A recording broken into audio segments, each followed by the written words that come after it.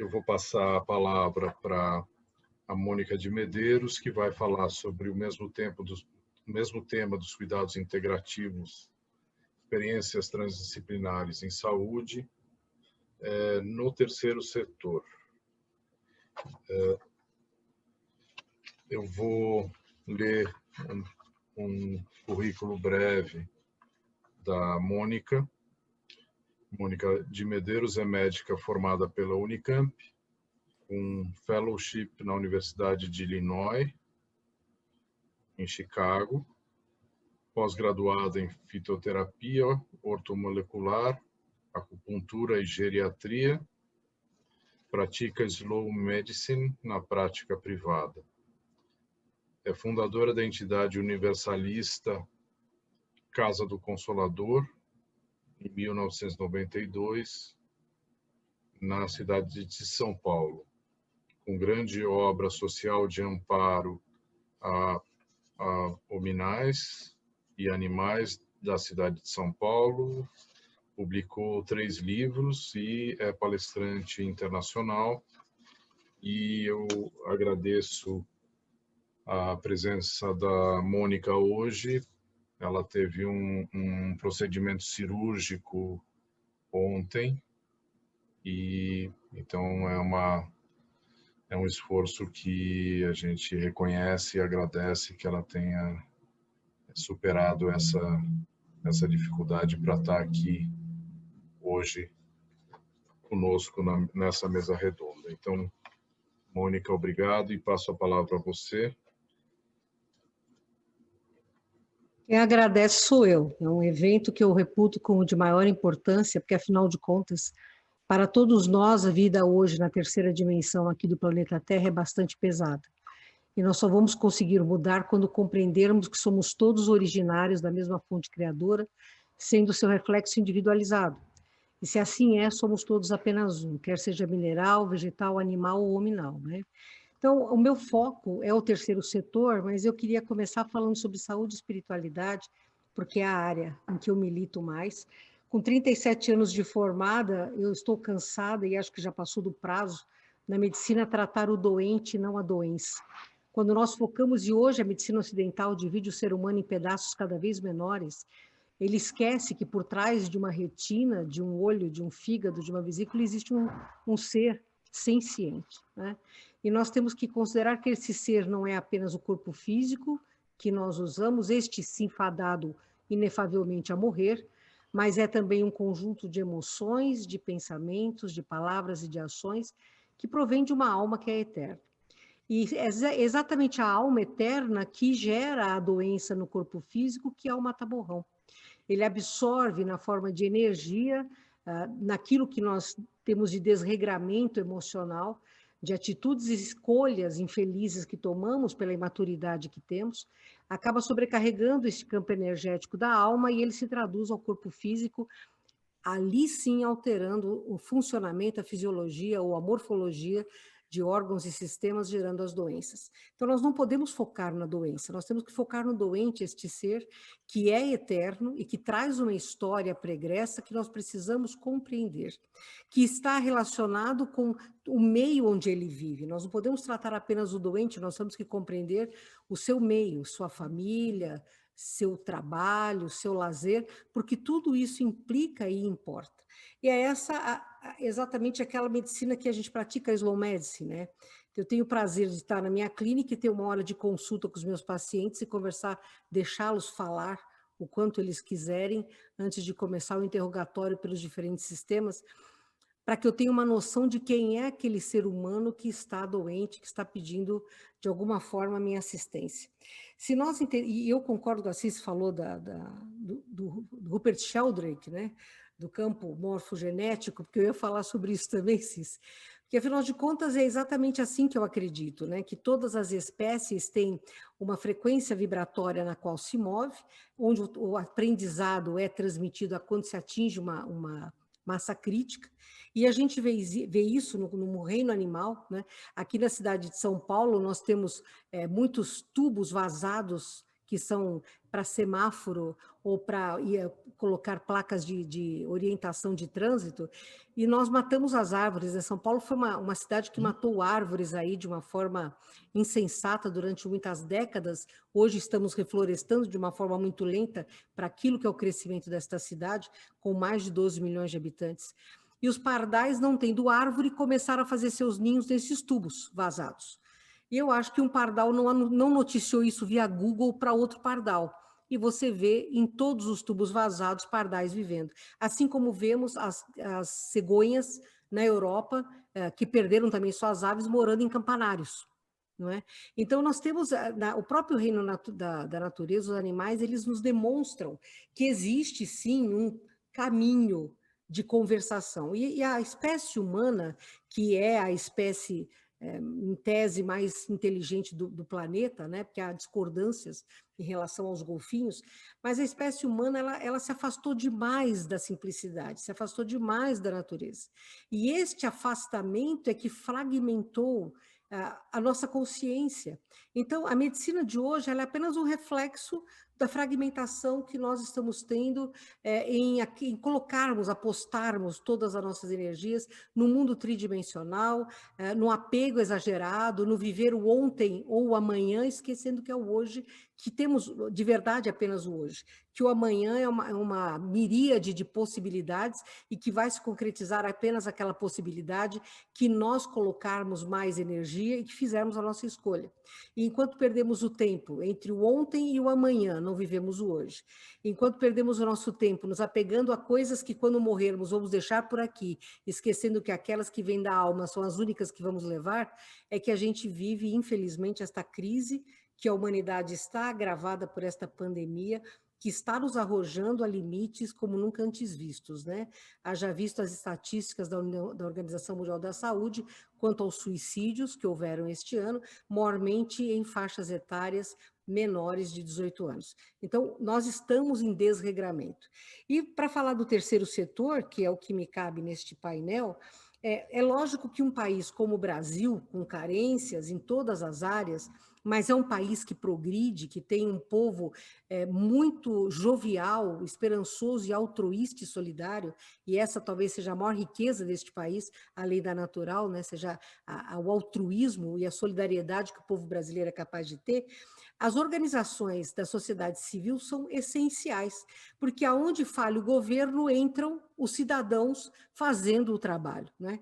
E essas organizações da sociedade civil, ou OSCs, tanto podem ser ONGs, né, organização não governamental, como podem ser OCIPs, que são a mesma forma, são entidades sem finalidade lucrativa e que preenchem um espaço de trabalho em todo o nosso país. E, neste momento, nós temos um crescimento grande, nós temos estatísticas até 2018, em 2010 a 2015, nós tivemos uma oscilação no número de organizações da sociedade civil em todo o país. Em 2010, nós tínhamos 530 mil, quase 531 mil organizações sociais, e fomos para 2015, variando esse número, chegamos a um limite mínimo em 2015, e aí disparamos em 2016, quase dobrando o número de organizações por todo o país. Depois teve uma queda para 2017, uma queda para 2018, hoje nós somos 781 mil, quase 782 mil entidades não governamentais no país inteiro, atuando em diferentes setores, né? O setor que mais tem organizações funcionando é o de desenvolvimento e defesa dos direitos humanos, que abrange uma vasta área, desde a mais simples assistência jurídica, assistência social, documentação, justiça gratuita, defesa de direitos civis, sim, porque infelizmente o Brasil é um país de disparidades importantes, independente de qual setor ou qual linha partidária ou filosófica dirige o nosso país, as diferenças estão lá, estão enraizadas lá, porque nós somos um mosaico, um cadinho, talvez o maior cadinho genético da humanidade seja justamente o Brasil. 47% dessas organizações se situam exatamente na área de desenvolvimento e defesa dos direitos humanos. 20% são provenientes do setor religioso, que é o setor que a Casa do Consolador está. 5% da assistência social. E nessa assistência social, nós temos, então, o diapasão da saúde, que é importante, porque formam hospitais, clínicas, laboratórios, possibilitam tratamentos, terapias em todo o país, mas se nós pesarmos significativamente, não é importante frente ao setor público e ao setor privado, porque este terceiro setor, ele vinha recebendo uma verba federal que foi caindo progressivamente a partir de 2016, ao mesmo tempo em que a legislação se tornou mais severa, impedindo que falsas organizações ou que especuladores acabassem formando organizações sociais para receber subsídios governamentais. Então, hoje nós temos muito mais dificuldade para registrar uma sociedade civil ou uma ONG, e os recursos federais passados para essas entidades também é muito menor. Então, agora você depende exclusivamente da área pública, o civil, a sociedade civil que se monta passa a ser a grande responsável hoje por criar e fazer com que o trabalho a que ela se dispõe se torne possível e verdadeiro. Desculpem, meu gatinho está passando.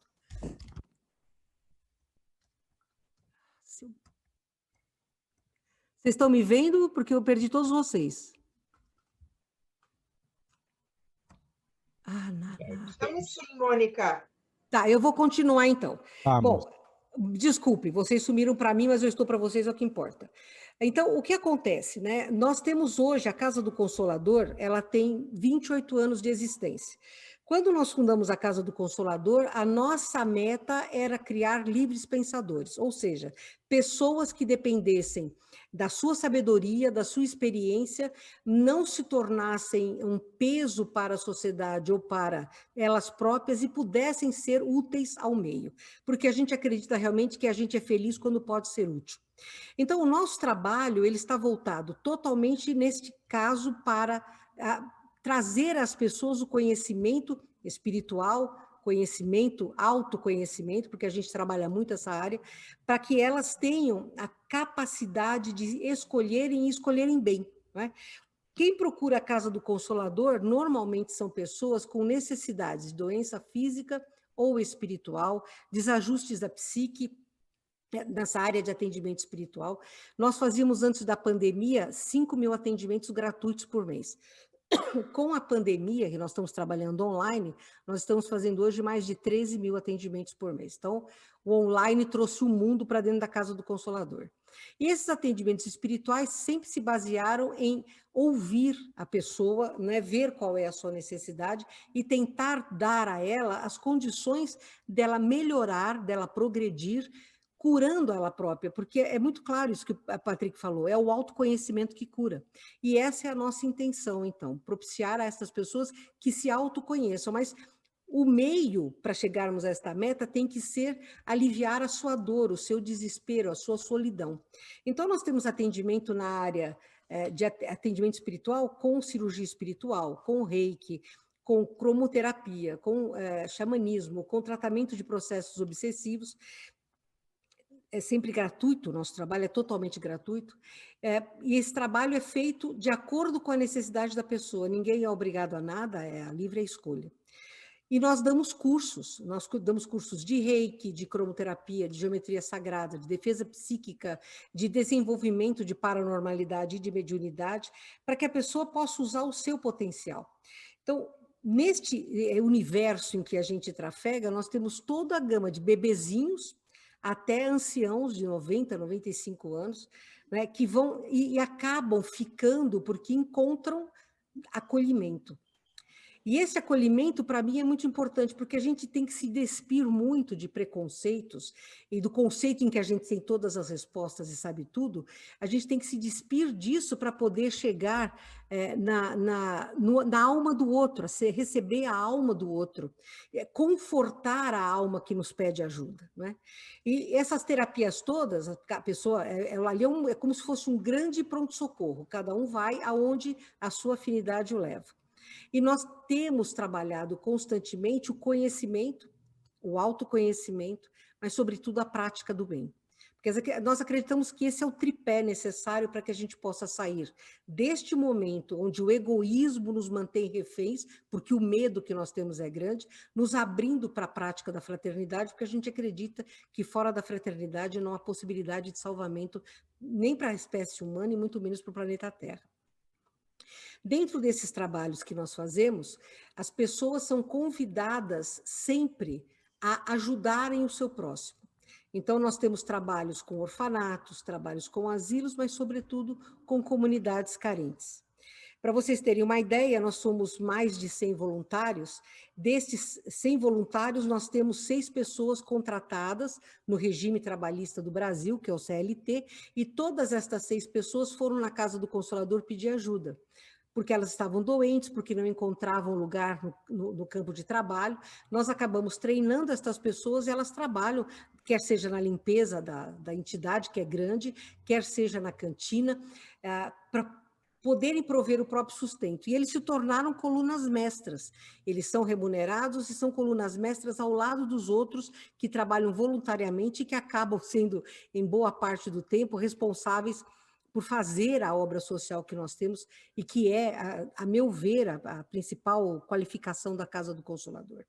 Nesta obra social que nós temos, nós começamos distribuindo 35 cestas básicas por mês, porque era o que a gente podia. Nós éramos uma casa pequena, começando, nós tínhamos um mês de existência e conseguíamos distribuir 35 cestas.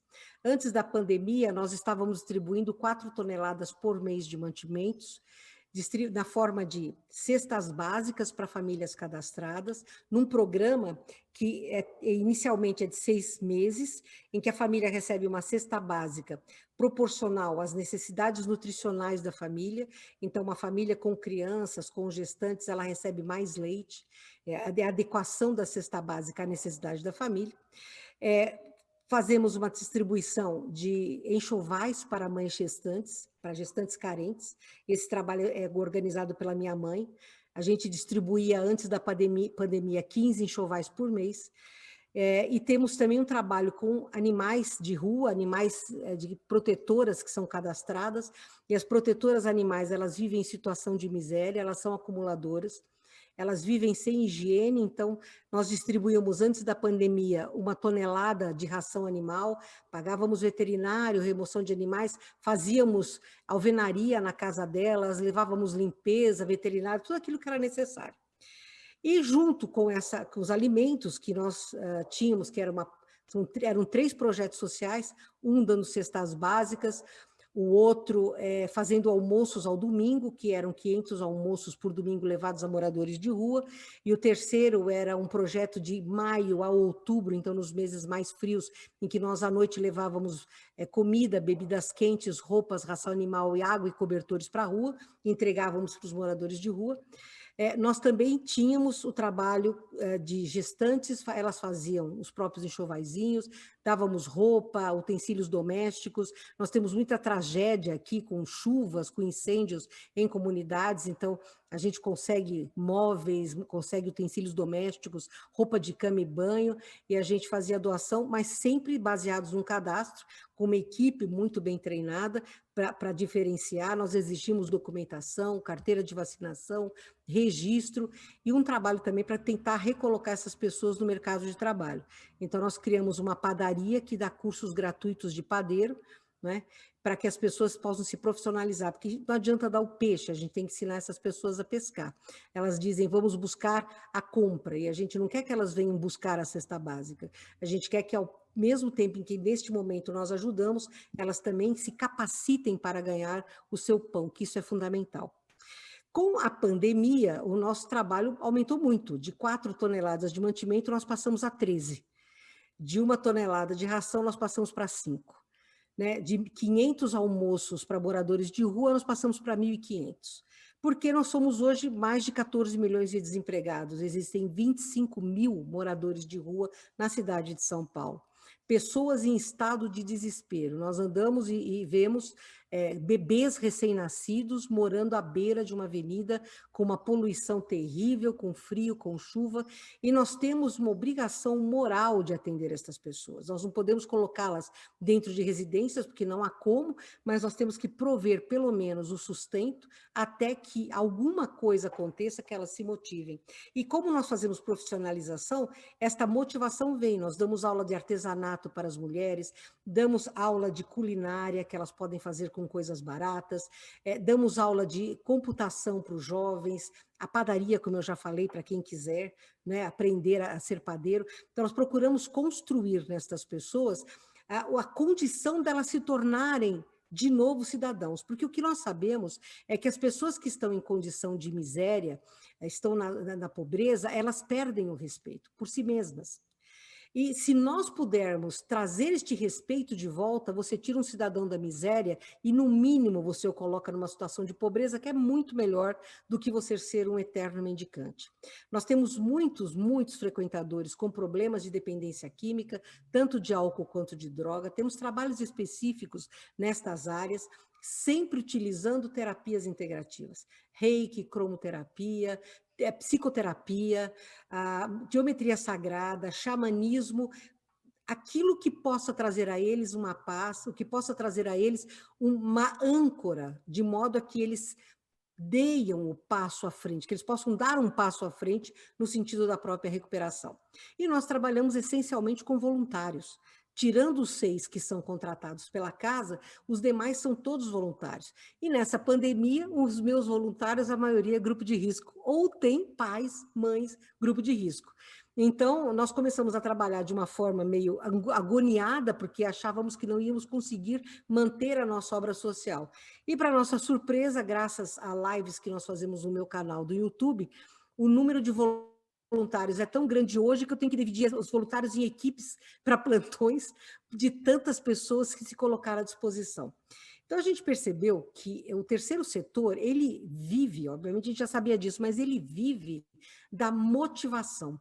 Quando as pessoas se sentem motivadas e veem que podem ser diferencial na vida de outras, elas se colocam à disposição, elas passam por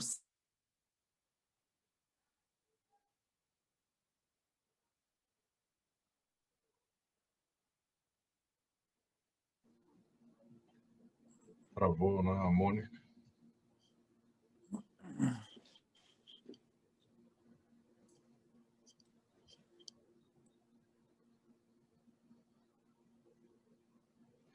Que a gente pode... o som dela. Sumiu, acho que caiu o sinal. Caiu o sinal, ela travou.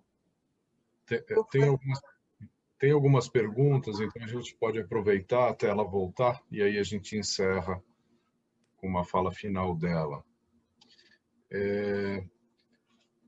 Para a Cici, a Maria de Mello perguntou, Cici, quais os maiores desafios que vocês enfrentam na implementação desse excelente trabalho que você apresentou? Quais os maiores desafios? Eu diria que são os desafios internos. Voltamos. Está caindo um temporal violento aqui. E desculpem, caiu o sinal, caiu tudo. Agora voltamos. Então, só para concluir, sim, eu vou concluir, porque eu tenho menos tempo, eu vou concluir. Nós acreditamos numa tríade para a gente poder evoluir. Autoconhecimento, porque de fato é o que nos modifica. Quando sabemos quem somos, podemos melhorar o que somos.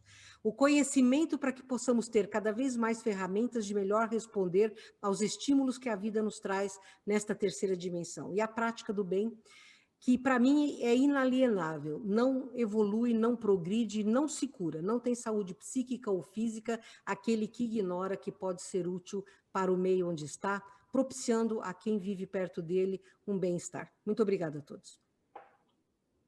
Muito obrigado, Mônica.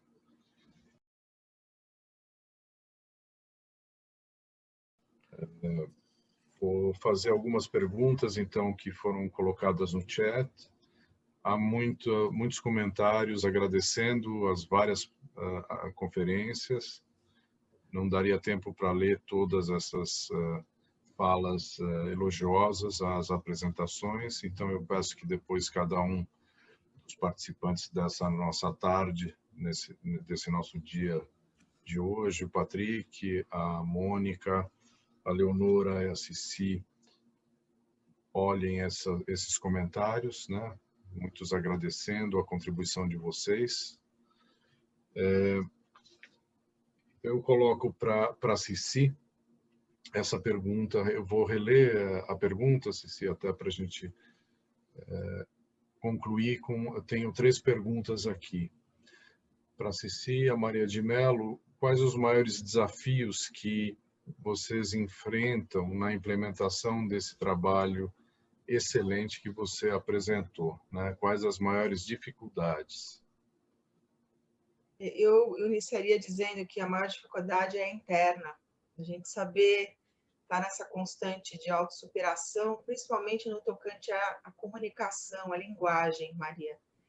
Porque trafegar entre esses mundos, né? Um mundo mais expandido, um mundo que tem um paradigma sistêmico, como é que a gente dialoga com um universo muitas vezes linear e reducionista?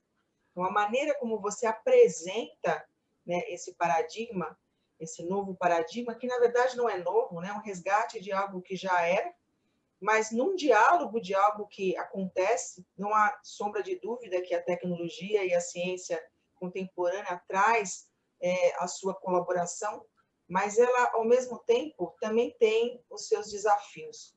Então, essa comunicação entre mundos, né? E aí eu começo falando a partir do próprio mundo interno, já que a gente vem de um modelo da academia, né? Através dos nossos estudos, e também de uma formação ocidental, que ela é de um paradigma mais linear, mais reducionista.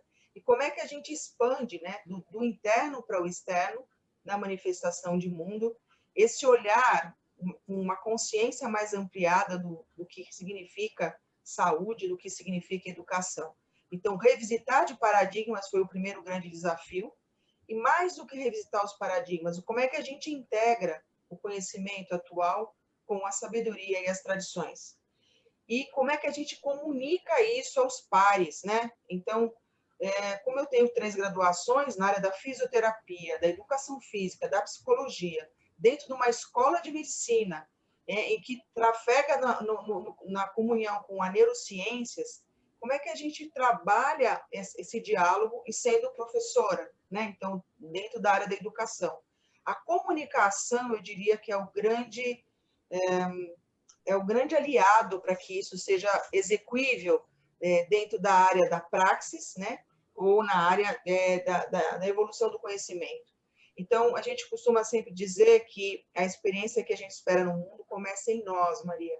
Então, essa questão do autoconhecimento, ele é prioritário para que realmente, a partir do autoconhecimento, e como bem apresentado pela Leonora, quanto mais a gente chega próximo do microcosmos, mais a gente entende o macrocosmos, né? São espelhos, na verdade, do mesmo princípio.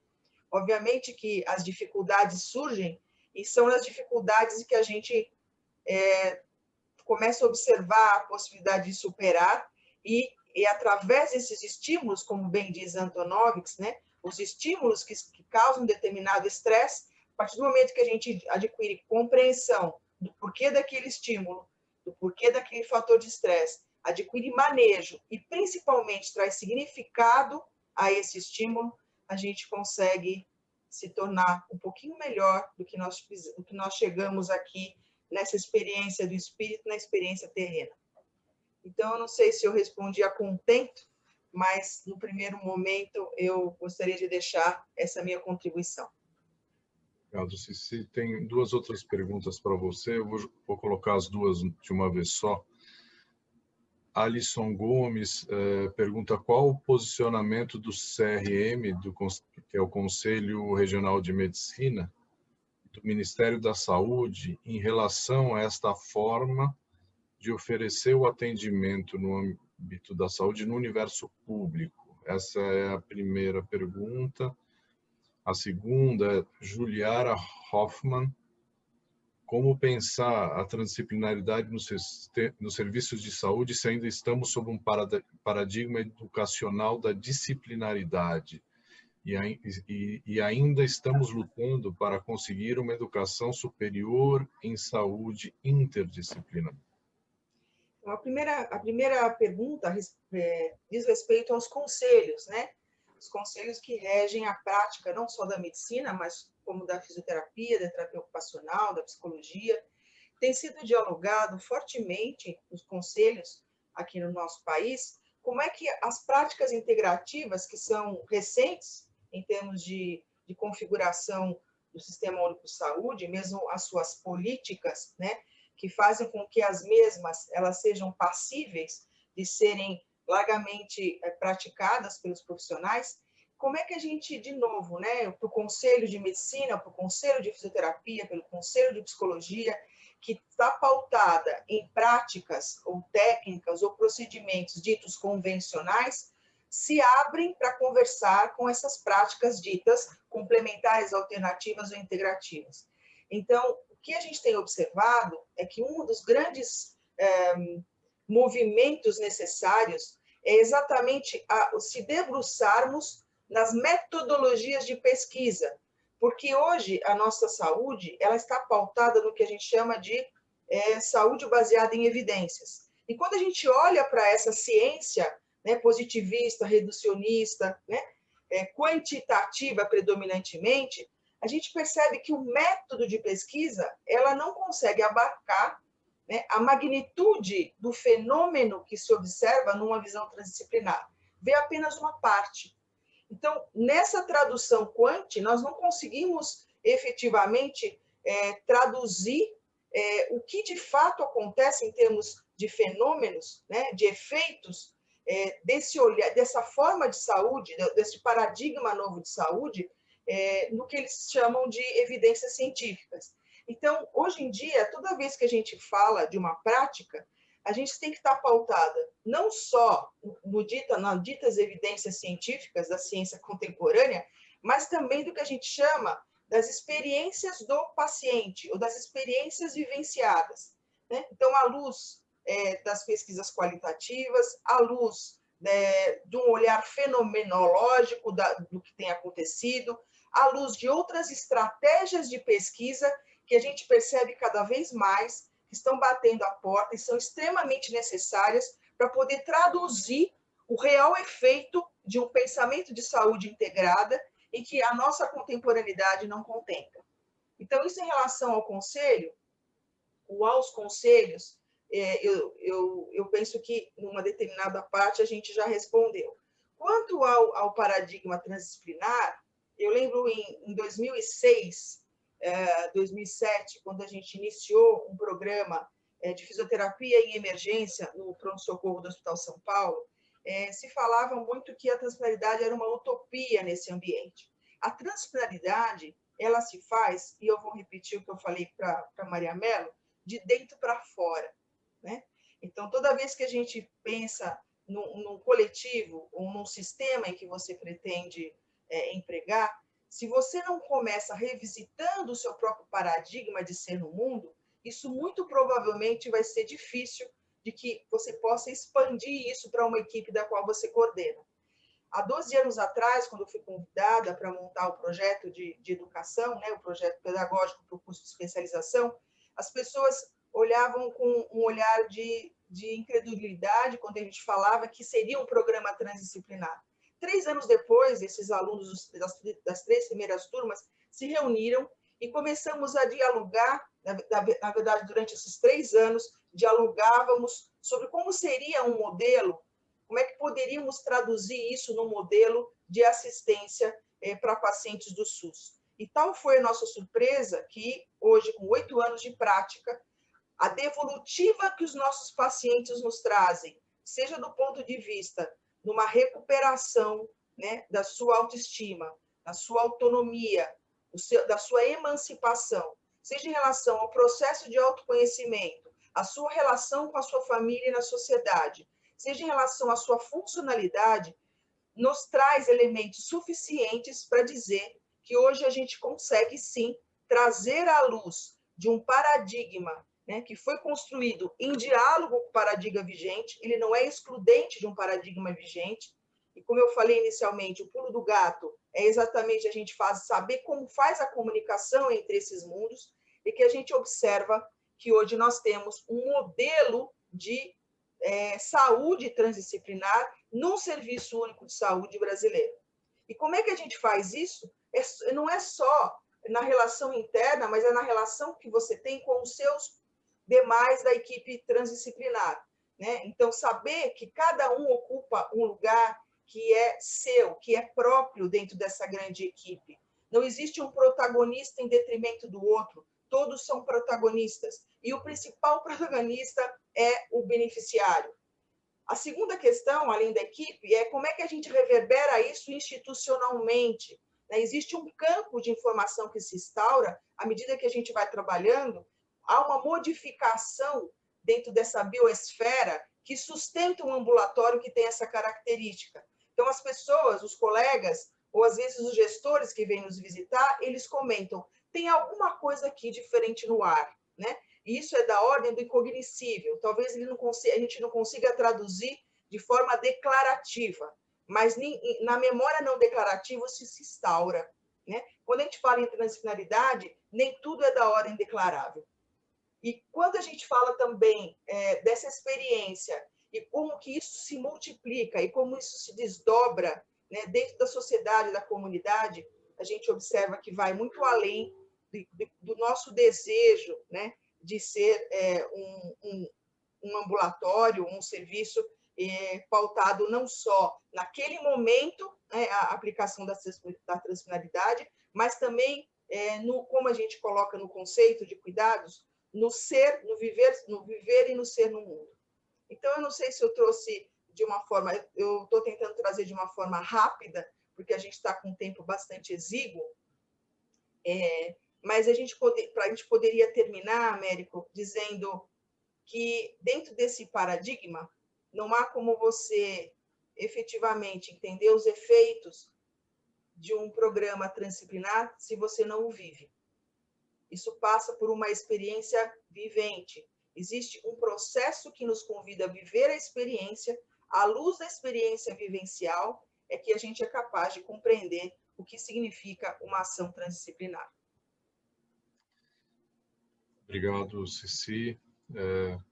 Então, mais uma vez, eu peço a todos que participaram dessa tarde da conferência, o Patrick da mesa redonda, a Ceci, a Leonora e a Mônica, que depois eles, no YouTube, vejam o chat onde há muitos agradecimentos e felicitações à fala de cada um de vocês.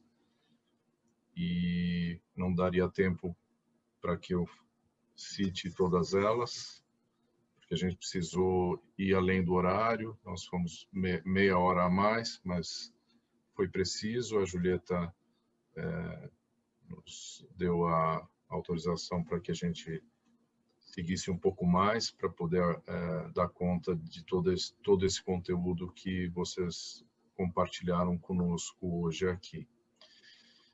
Então, eu, em princípio, encerro. Julieta, né, alguém mais gostaria de falar alguma coisa? Ou podemos completar? Eu gostaria de agradecer muito essa oportunidade, essa honra de estar aqui num meio tão fervilhante de conhecimento, de amor. É muito estimulante. Eu estou muito feliz, muito grata pela oportunidade. Obrigado, Leonor.